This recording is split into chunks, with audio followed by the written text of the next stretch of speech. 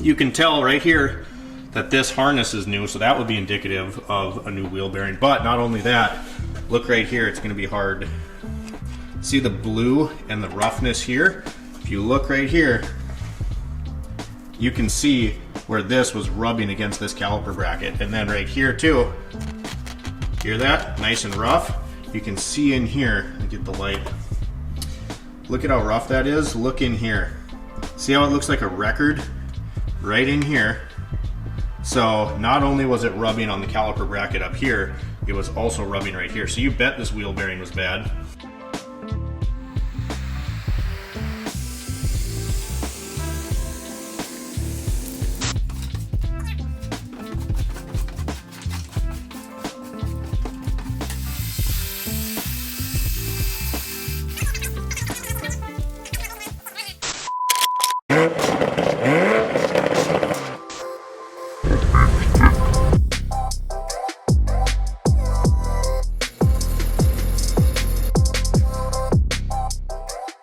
Hey dude, Barry, this is for you. Felipe the Shop Turtle.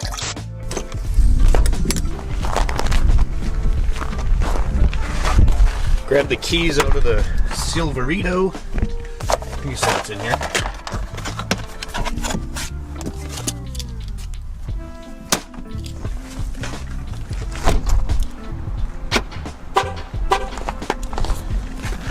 Don't slip. All right, so plan for the day. We just grabbed the keys out of that Silverado. That was a drop off early this morning from an inspection, a buyer's inspection we did last week. So we sold a front wheel bearing, which is about ready to leave the chat. We also sold the driver's front axle. I'll show you why once we get to doing that. Customer also wants a detail and wants the rear portion of the box cleaned out. So that's what's going on with that one. This MDX, we got to wrap up the oil change. I made a mess under there, so thankfully I still had some floor dry left. We'll get the filter on, oil added. And you saw those clips in the intro. Yesterday we went through and washed, pressure washed, and degreased everything underneath so that it is ready for our fluid film application. So I'll snap a few pictures, show you what it looks like underneath before the coating goes on, show you what it looks like afterwards. We'll get this one out of here, and then we'll start working on the Silverado, I think. I do have a few products that I also want to show you if you care about keeping the salt off your vehicle and, you know, fluid film, stuff like this. I seem to have misplaced the oil filter pliers. We gotta find that. Well, I in fact did not find it, but this Milwaukee should work. And the frustrating thing is, as soon as I'm done with this, then I will find it in my oil bucket. Makeshift oil bucket, because ours has a crack in it, but oil bucket's not in the right spot. God, who put this filter on last? Oh yeah, probably me. It was me, actually. I know it was. There it goes. Ooh. I mean, at least it wouldn't fall off. Come on. There we go. Start turning. Burn. Oh, the handle's coming off. Our actual oil drain pan got a hole in it, so makeshift until I get a new one. And you can see where I made a mess. I got a little overzealous pulling the drain plug out. It went pew, and yeah, so that was fun. Get this new filter on. Lube her up. I know, this is used oil, but I promise it'll be fine. Just don't want her to go on dry.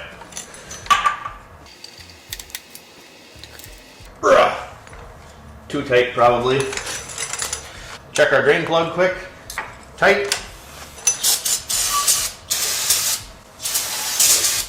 Ironically, clean off the oil so we can coat this with oil, or fluid film rather. But well, guys, we ran out of fluid film, so off to the store to get a couple cans. And the problem is they might not have black, so we got all the wheel wells and subframes. I like the look of the black. It's purely aesthetic. There's no difference, but we're gonna go get some more, and hopefully they have black. If they don't, again, same exact product. It just, I think the black is a little more aesthetically pleasing, so let's go get it.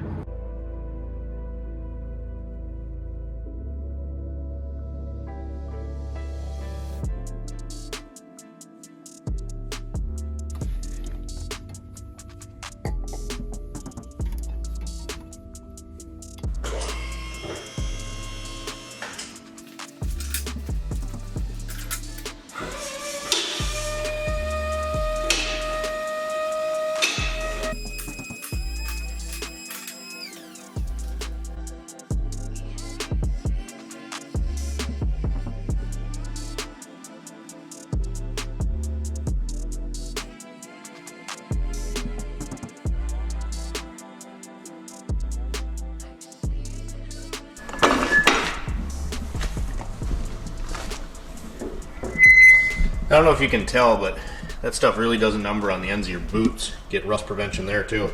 Now don't get me wrong here, guys. I love Hondas, and this being an Acura, it's just a fancy Honda, right? But these J-Series V6 motors that Honda has, I have to use a funnel to add the oil, and it's kind of a rite of passage as a technician, as a mechanic, that you don't have to use a funnel because you're just that good, right? Like, if I made it this far in my career and I have to use a funnel to do the oil change, what really am I doing? But it's way down here, so there's no way you're going to do that without spilling oil all over the engine. At least it's straight down, so the funnel rests nice and I can, you know, be impatient and fill it really fast. Not like some of the Chevys and Ford stuff where you fill this funnel too much and it's gonna tip over, and then you're really gonna have a bad day, and it kind of defeats the purpose of using the funnel. So at least that part is thought out, I guess. Yeah, we'll get this done, pull the next one in.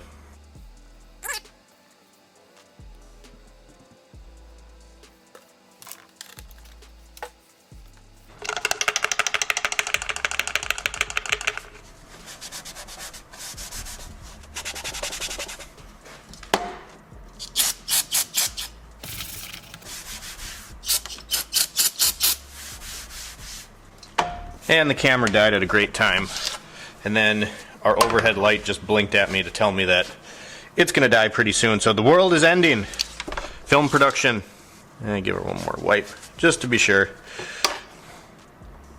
Get in there. Good. Alright, let's get this one out of here. Alright, so we got the Acura outside, put a new oil sticker in it, reset the light, all that jazz. One thing to note though, if you're going to do this fluid film, is that when you're sitting in the cab, right after you do it, it's inevitable that some of the oil and the fluid film itself gets on the exhaust, and it is going to stink a little bit. The fluid film itself stinks for about 4 to 5 days. It just doesn't have a very pleasant smell. It's non-toxic, but it does stink. So one thing I like to do is idle these cars for like 15-20 minutes before the customer comes and picks them up. And then obviously you do have to note that the fluid film does stink for a little bit. Is it worth not getting salt and rust and watching your car deteriorate? I think so, but it's just something to be aware of. That being said, I'm gonna go get some lunch and then we'll pull the next one inside, see what we got. All right, so we got back from lunch and we got our 2013 Silverado in next. So what's going on with this vehicle? This car actually came in last week for a pre-buy inspection, and we noted a few things that needed to be repaired. Truck's in pretty good shape, not super rusty, anything like that. I know a lot of these, the boxes like to rust out.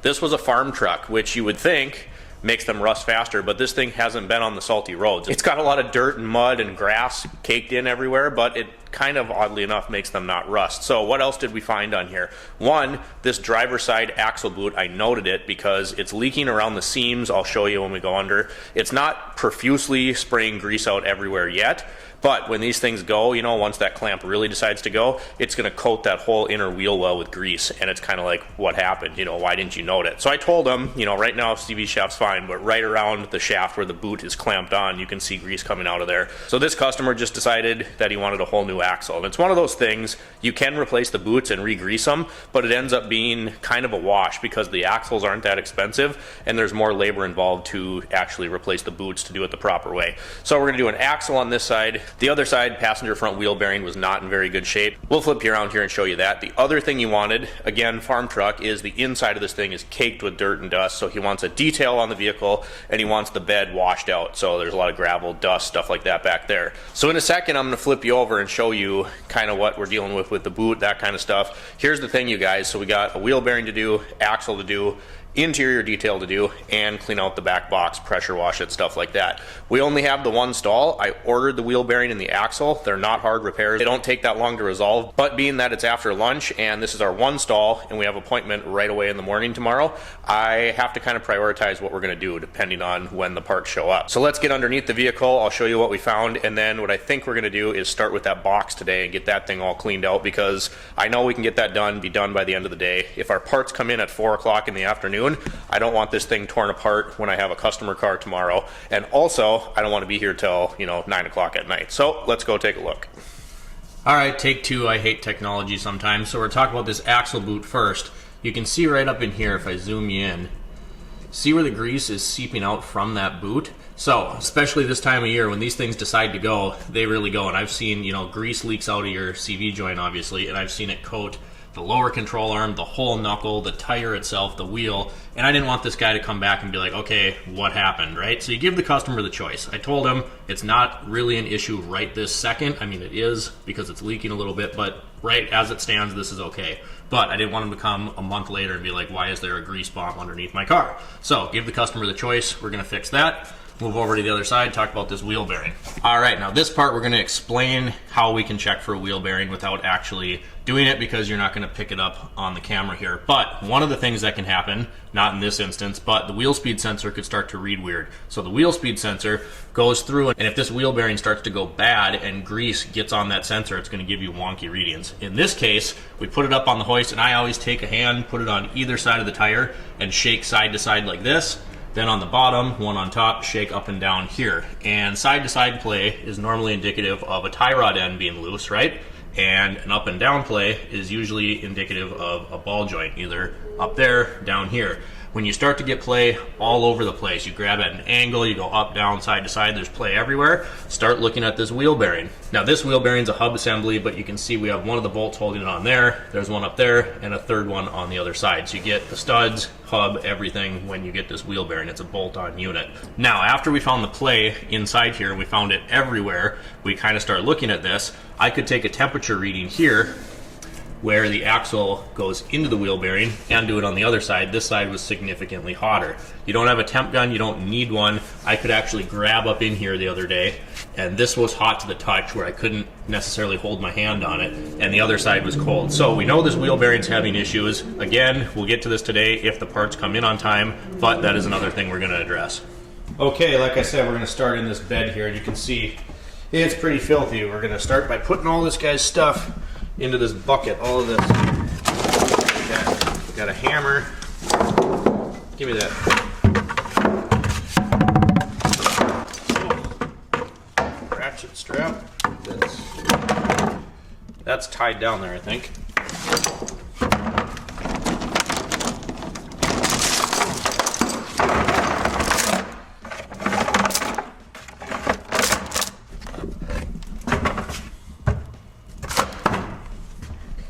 That is, I think that's tied to that. I'm gonna get that.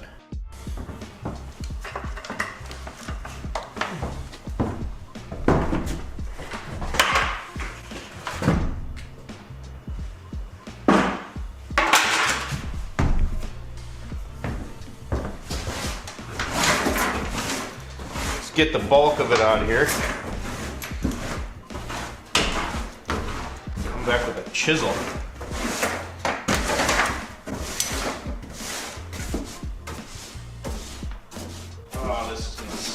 This is gonna turn, this silt, it's all gonna turn into mud.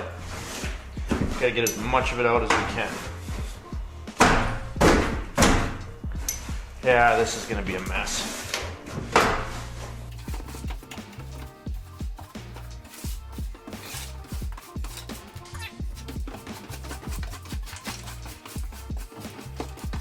So we're gonna have to give this thing a strip wash, multiple rinses, but you can see all this stuff that's stuck in here. I'm just kind of using the end of the broom handle, so it's not going to dent anything. This all has to come out first, otherwise that's just going to create muck and mud.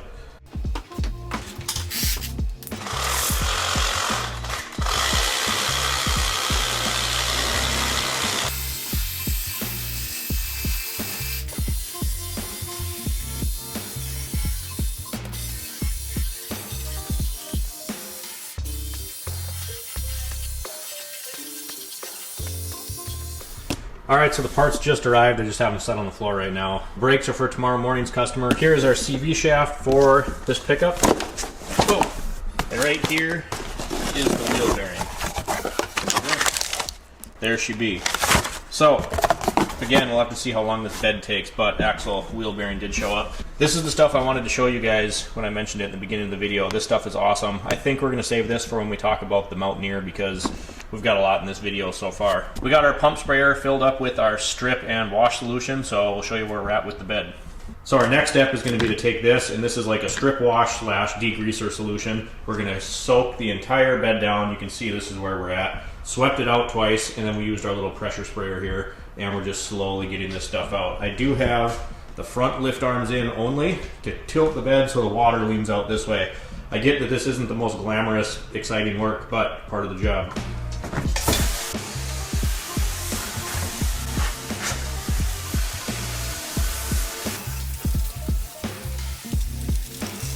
Might have to do this part twice. First time I just like getting everything a nice even coat here. Kind of fight some of that grease and grime. You see it just running off.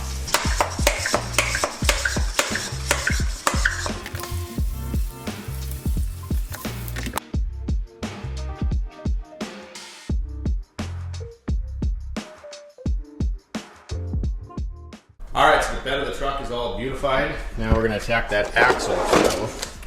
And yeah, this is one of those purchases where you're like, do I need it? You know, gold ratchet, it's shiny. What was I in here for? 22.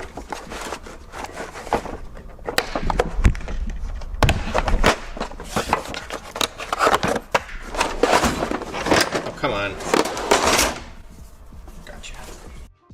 Seems like you always have these tools that are just like, this is the cheapest, oldest, like, thrift store, garage sale screwdriver, but it's old, reliable, and somehow I've been able to hang on to it for years and not lose it yet, so I like that for that. 22, I think. I think I'm right. Yep, 22.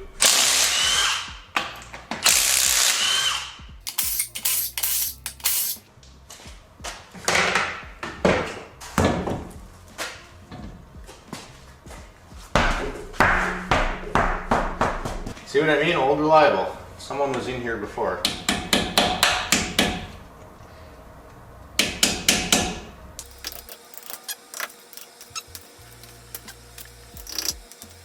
Got it off with no damage. Get some light in here, explain what we're doing next. We got to take that castle nut off right there. And these Chevys, a lot of times you can see way back in there on that back axle boot, those are 15. So it is tight, but it's possible to just take the castle nut out here and then slide that off, usually use a pry bar, get it down in this hole and weasel this guy out of there. So hopefully our luck is good today. We can get this thing out. So blurry back there.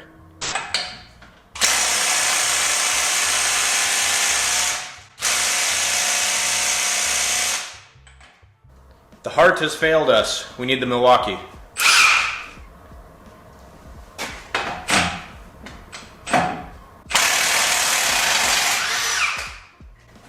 Too easy. Get that.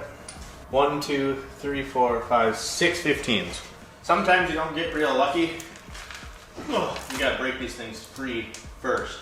1, 2. Nice thing is they're pretty easy to get to. If you can. Stay.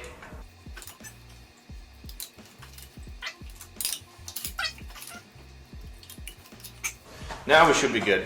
But I've been wrong before, so let's see. Now we're talking.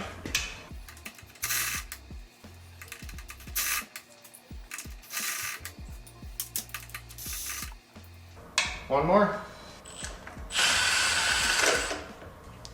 There we go. All right, so this next part I'm definitely gonna just clobber together because it's hard to get the camera in here. I apologize, but if you can get your sway bar link off, and you don't have to get the sway bar completely out of the way, but if you get this portion, the link out, it makes it a lot easier to sneak this axle out of here. And it's tight, but we'll go under there and we can slip that off and finagle it out of here. There goes the light. And now we're just spinning, so we'll have to use the impact gun. I'll get you back in here once we're to the axle. And of course it got stubborn at the end, but this is called wisely setting up your tools. Come across with that wrench, hitting the strut. Should be able to finish this guy off, but I need both hands. All right, so we're gonna try to do this part without getting in your way so you can see.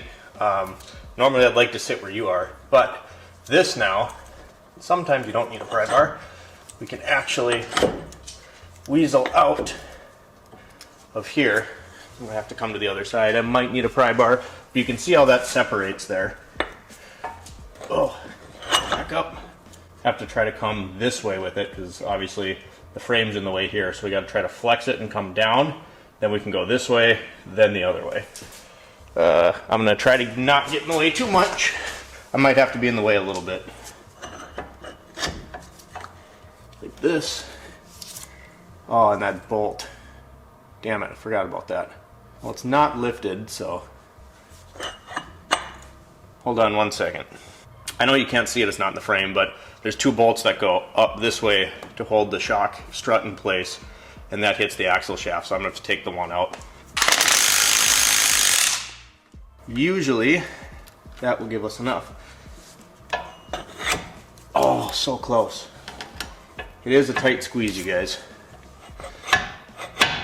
This bolt, this bracket, go for the shock. Should be able to give it enough persuasion from here to get it out.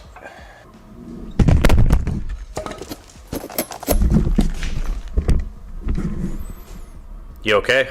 We got to give ourselves a little more flex. So we're going to take the ball joint off of this control arm here, get this out of the way. It'll make this whole thing swing forward, as well as removing the nut from this tie rod end. So 2 more fasteners, then we can lean this whole assembly out and get the axle out of there.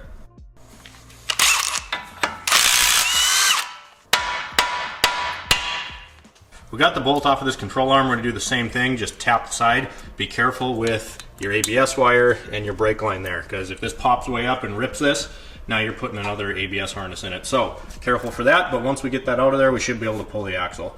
Sorry again, needed both hands, but you can see, there we go. Axle drops way down. I can weasel this out of here. So then to put it back together, you're just gonna reverse the order. Shove it through there, then get it up in here.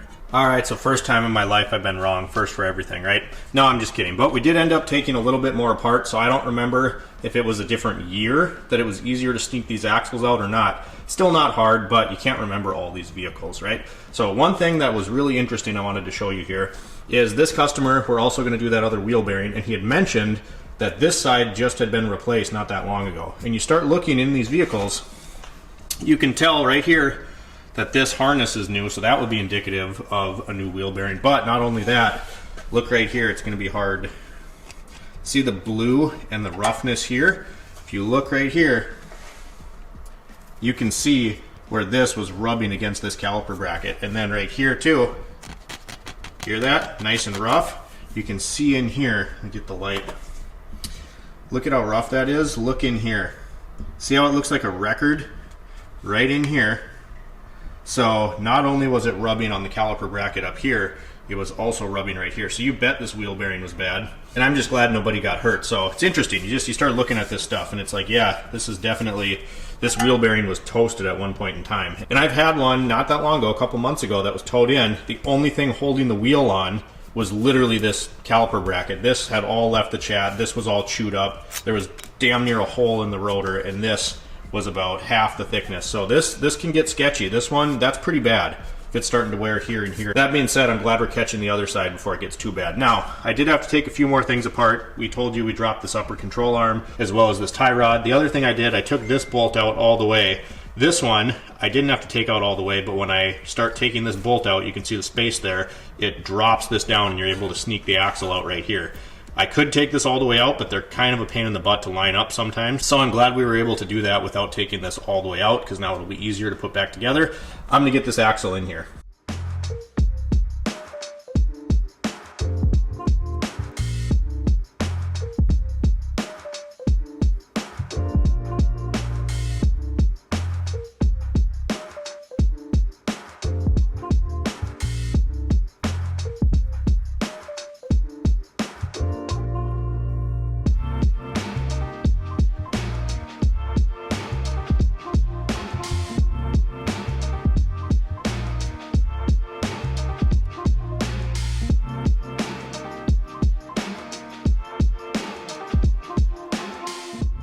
All right, guys, that's where we're at with the Silverado. So we got the bed washed out, we got the new axle in on the driver's side. All we have left now is the wheel bearing on the passenger side, and then we got to do an interior detail. Silverado is going to stay inside the shop overnight, so I can let that bed dry out and it's not going to freeze and be slick in the back there, and then I can touch it up if I need to. Hope you guys enjoyed the video today. I did make a poll on the channel just to kind of see what kind of videos you guys wanted to see, and this was kind of the #1 answer, which was take me along on customer cars. So that's kind of what I wanted to bring you today, is just kind of a day in the life at the shop. Acura MDX with the oil change and fluid film has already been picked up, and then hopefully we'll get this one back in the shop and get it in another video as well. If you guys enjoyed today's video, drop me a comment down below, like and subscribe if you've not already, and as always, thanks for watching. We'll catch you next time.